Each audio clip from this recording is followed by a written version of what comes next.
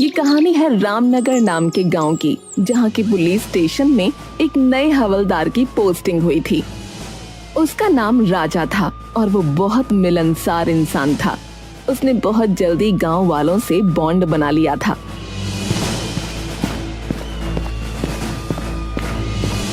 अरे मुखिया जी प्रणाम, क्या हाल चाल है आपका? अरे बस सब बढ़िया हवलदार जी, भोलेनाथ की कृपा है। वैसे भी सावन के महीने में हम थोड़े ज्यादा ही प्रसन्न रहते हैं। अरे ये बात तो सही कही आपने, सावन का महीना सबसे अलग होता है। चारों तरफ हरियाली और भोलेनाथ की भक्ति, ऐसे में जो दिन कटते हैं उसका कोई जोड़ ही नहीं है। बिल्कुल सही कहा हवलदार साहब। अरे मेरा नाम राजा है मुखिया जी, आप हवलदार क्यों कहते रहते हैं हमेशा? अरे तो मेरा नाम भी रामलाल है, लेकिन आप भी तो हमें मुखिया मुखिया कहते रहते हैं कि नहीं? ओहो, तो आप बदला ले रहे हैं? अरे नहीं नहीं, ऐसी बात नहीं है। हम बदला नहीं, मौज लेते हैं, मौज है।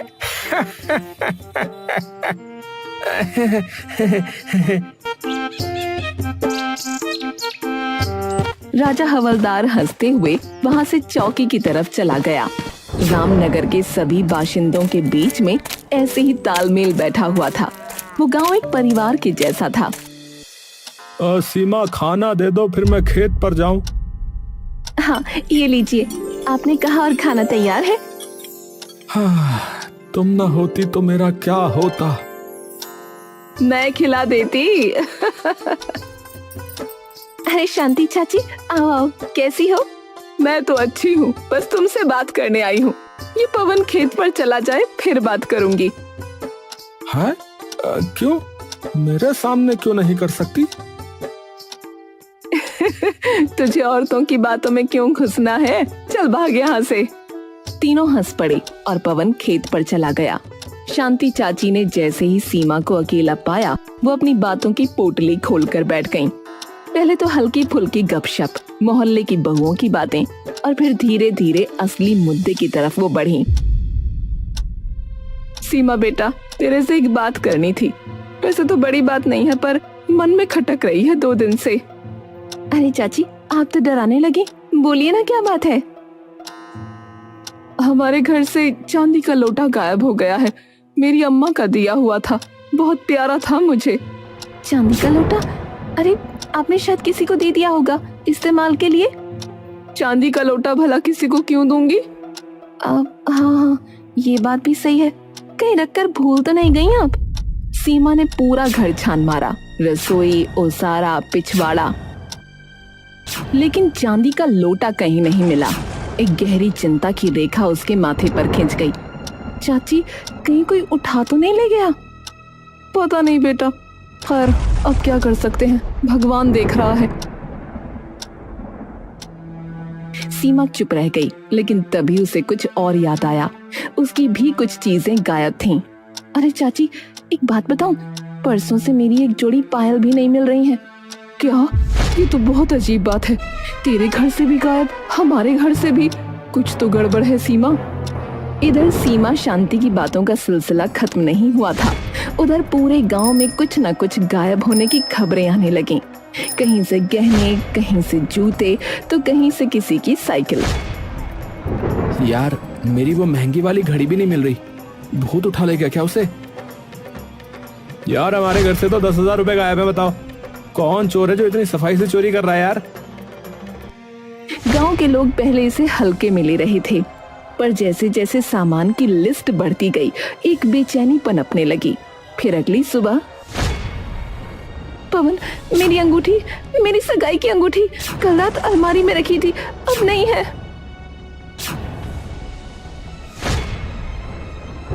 अरे अरे ये क्या मजाक है?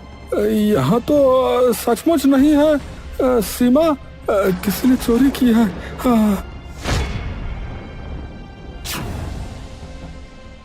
शोर मच गया। गांव के लोग जमा हो गए। सभी के चेहरों पर डर और चिंता साफ झलक रही थी। इतने शांत गांव में ऐसी घटनाएं, ये तो अपशकुन जैसा लगने लगा।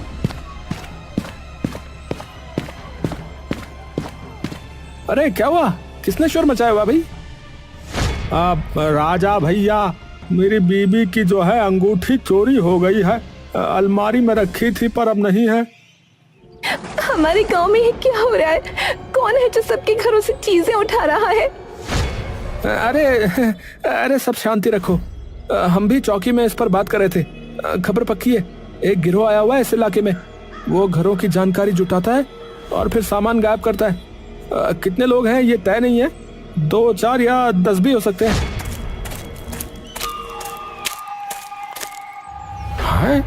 अरे हमारे गांव में तो कभी ताला भी नहीं लगता था दरवाजों पर, अब तो दिन में भी डर लगने लगा है भाई। अब से सब सतर्क रहें और जो भी बाहर का आदमी दिखे उसकी खबर मुझे दो। और हाँ, मैं आपकी अंगूठी की तलाशी में लग रहा हूँ। गांव में सनसनी फैल गई। जिस गांव में पहले गली की बकरी भी गुम हो जाती थी तो ढोल बज जाता था, अब वहां चोरी की घटनाएं आम हो रही थीं। फिर अगले दिन अरे अरे किसने तो मेरी बाइक ही गायब कर दी।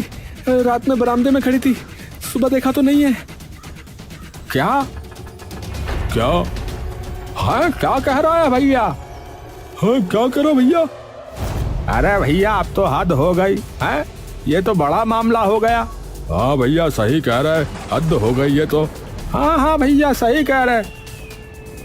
ये कोई साधारण चोर नहीं हो सकता, कोई है जो हमारे बीच ही रह रहा है। जब पूरा रामनगर चोरी की घटनाओं से परेशान था, उसी समय शाम के समय एक चमचमाती कार गांव के बाहर की टूटी सड़क पर अटक गई।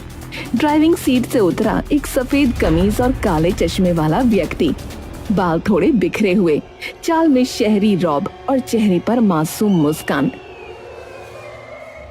हेलो, कोई है? गाड़ी बंद हो गई है, प्लीज कोई मदद करेगा? कुछ ही देर में गांव के मुखिया रामलाल वहां पहुंचे। अरे कौन हो बेटा, कहाँ से आए हो? नमस्ते, मेरा नाम सूरज है। शहर से आ रहा था कि अचानक गाड़ी बंद हो गई। रात होने वाली है। आप बुरा ना माने तो मैं क्या एक रात यहाँ रुक सकता हूँ? तुम मुसाफिर हो, ठीक है, पर गांव में थोड़ा जो है हंगामा चल रहा है, ध्यान रखना है। आप चिंता ना करें, मैं एकदम शरीफ और सीधा इंसान हूँ, किसी को परेशानी नहीं होगी। मुखिया जी ने कुछ सोचते हुए सूरज को अपने घर में एक कमरा दे दिया, लेकिन उधर से गुजरते राजा हवलदार की नजर सूरज पर पड़ गई। वो मुखिया के पास गया और बोला, मुखिया जी ये कौन है? अरे है कोई मुसाफिर, सूरज नाम बता रहा है, कह रहा है कि गाड़ी खराब हो गई, एक रात के लिए रुकने को कहा है।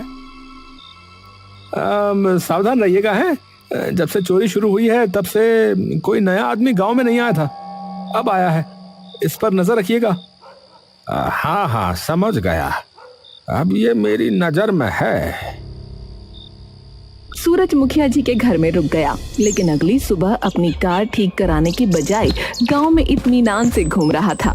न हाथ में कोई औजार, न गाड़ी की फिक्र, जैसे वो गांव का सैलानी हो, न कि कोई राह भटका यात्री। अरे देखा, वो सूरज यार, ये वही मुसाफिर है जो मुखिया जी के यहाँ पर रुका हुआ है। ऐसे घूम रहा है जैसे नानी के घर आया हो। इसको कोई जल्दी नहीं है कार ठीक करवाने की, अजीब है। खबर आई कि बीती रात एक घर से मोबाइल चोरी हो गया। है?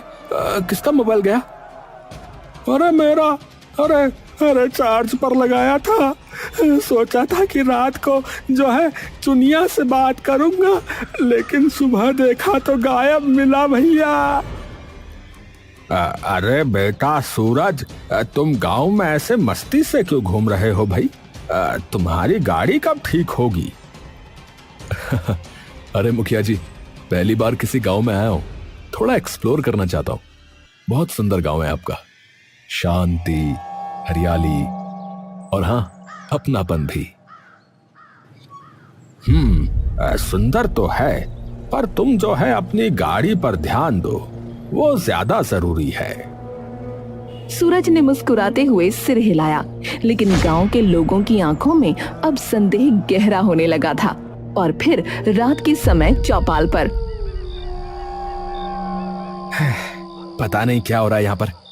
चौकी में भी यही बात चल रही है, लेकिन कोई सबूत ही नहीं मिलता। बेटा जल्दी कुछ करो। किस बात की चर्चा हो रही है? आप लोग इतने तनाव में क्यों हैं? अरे तुम्हें नहीं पता है?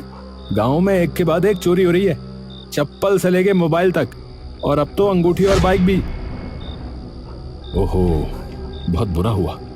तो फिर जल्दी ही मुझे यहां से निकल जाना चाहिए। मैं आज ही मैकेनिक ढूंढता हूं। पर उस दिन भी सूरज ने ना तो किसी मैकेनिक से बात की और ना ही खुद गाड़ी खोलने की कोशिश की। वो बस मुस्कुराता रहा, टहलता रहा। फिर उसी रात पवन को नींद नहीं आ रही थी, उसे कुछ बेचैनी सी हो रही थी। तभी उसने देखा कि कोई एक परछाई गलियों में घूम रही है। अरे ये कौन है? इतनी रात गए। पवन ने चप्पलें पहनी और चुपचाप उसका पीछा किया। परछाई ने मोड़ लिया। पवन ने आंखें गड़ा दी। सूरज? वो सूरज ही था, मुसाफिर जो अब गांव की गलियों में रातों में भटकता रहता था। पवन ने कुछ नहीं कहा, बस वापस लौट आया। और सुबह होते ही राजा से मिलने पहुंचा। राजा भैया, मैंने जो है सूरज को रात में गलियों में घूमते हुए देखा। हाँ, जरूर कोई गड़बड़ है। हाँ। मैं भी जागा हुआ था कल रात। मैंने उसे पेड़ पर चढ़ते हुए देखा। सोच रहा था कि देखूं वो कर क्या रहा है, पर कुछ समझ में नहीं आया। राजा और पवन अब सीरियस हो चुके थे। गांव में सूरज के रहस्य को सुलझाना जरूरी हो गया था। बस अब बहुत हो गया, चलो उसकी गाड़ी चेक करते हैं। गांव के लोग सूरज की गाड़ी की ओर बढ़े, पर जब दरवाजा खोलने की कोशिश की तो वो लॉक थी। अरे खोलो खोलो, अरे भैया देखना है कि इसके अंदर क्या छुपा है। हाँ। अरे अरे अरे, क्या कर रहे हैं आप लोग? ये मेरी गाड़ी है भाई। देखो भाई, तुम्हारी गाड़ी 2 दिन से यहाँ पर खड़ी है, ना मैकेनिक को बुलाया तुमने, ना ही कुछ किया इस पे। अब बताओ तुम कब जा रहे हो? मैंने गांव के बाहर वाले मैकेनिक को दिखाया था, पर उसे कुछ समझ में नहीं आ रहा है। तो अब मैं अपना आदमी भेजता हूँ, वो सही करवा देगा। अब और नहीं रुकोगे तुम? हाँ ठीक है, बस एक रात और, सुबह निकल जाऊंगा। ठीक है। फिर एक रात आई। पवन और राजा अब चुपचाप निगरानी कर रहे थे। तभी देखा कि एक परछाई फिर किसी के घर में घुस गई। अरे भैया, वो रहा चोर, यही मौका है, चलो। दोनों दबे पांव उस घर की ओर गए, झटके से दरवाजा खोला और पकड़ लिया उस परछाई को। अरे पकड़ लिया, पकड़ लिया, पकड़ लिया। अब बता, कौन है तू? कौन है तू? सूरज ही है ना? मुंह दिखा जरा अपना। लेकिन वो सूरज नहीं था, बल्कि शांति का बेटा गौरव था। अरे रे, अरे मैं अपनी गर्लफ्रेंड से मिलने आया था। घर में वो अकेली थी, इसलिए। प्लीज हमारे माँ बाप को मत बताना, हमारी जान चली जाएगी। अरे ओहो, चोरी नहीं इश्क हो रहा था यहाँ तो है। अरे मोरी मैया, इस गांव में अब प्यार भी चोरी जैसा हो गया है। चलो बच्चों, इस बार बच गए, लेकिन अगली बार सीधे पंचायत में मुलाकात होगी। पवन और राजा उस मोहब्बत की गलती वाले घर से हंसते हुए बाहर निकले ही थे कि अचानक राजा की नजर एक खंभे की ओर गई। चौंक कर उसने पवन की बाह पकड़ी। अरे पवन, वो देख, खंभे पर फिर वही। अबे सूरज कहीं के, अरे ये फिर चढ़ गया। अबे ओ मुसाफिर, नीचे उतर। सूरज सकपकाया, जैसे चोर रंगे हाथ पकड़ा गया हो। फौरन नीचे उतरा। अबे कभी पेड़ पे कभी खंबे पे, हैं? क्या खोज रहे हो ऊपर ऊपर, हैं? अरे कुछ नहीं, वो क्या है ना कि नींद नहीं आती तो बस ऐसे ही टहलता रहता हूँ, और थोड़ी ऊंचाई से गांव को देखना बड़ा अच्छा लगता है मुझे। है? रात में पेड़ों पर चढ़ाई? ये कोई योग साधना चल रही है क्या? बस बहुत हो गया, चलो मुखिया जी के पास चलो। दोनों से लेकर मुखिया के पास पहुंचे।